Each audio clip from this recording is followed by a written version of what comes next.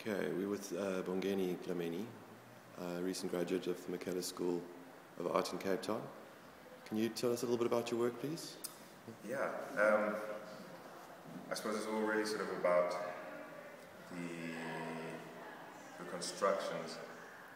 So as you can see, the sort of grids and sort of very rigid, quite enforced things that keep, I suppose, sort of presupposed entities apart. So the things that fall in between binary relations, whether that's sort of, I mean, in these two pieces I've used the analogy of black and white, whether it's racial or spatial, physical, however.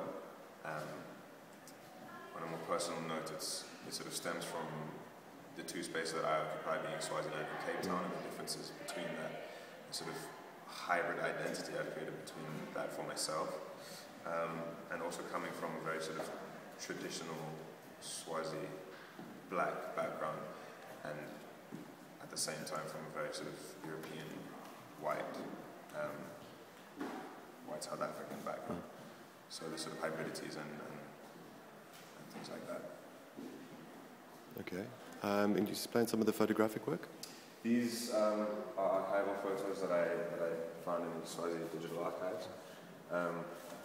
It was a colonial chess game played in the late 1800s in Swaziland during the Boer occupation, during the war. And I mean, I just found them quite bizarre and quite creepy. Well, that they are.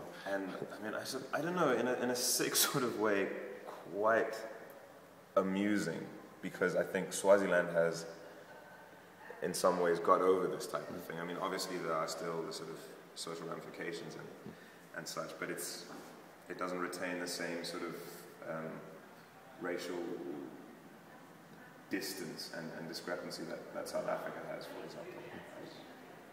That's sort of how I feel. And this was a very sort of literal analogy for the discrepancy between black and white I found in a sort of power relationships.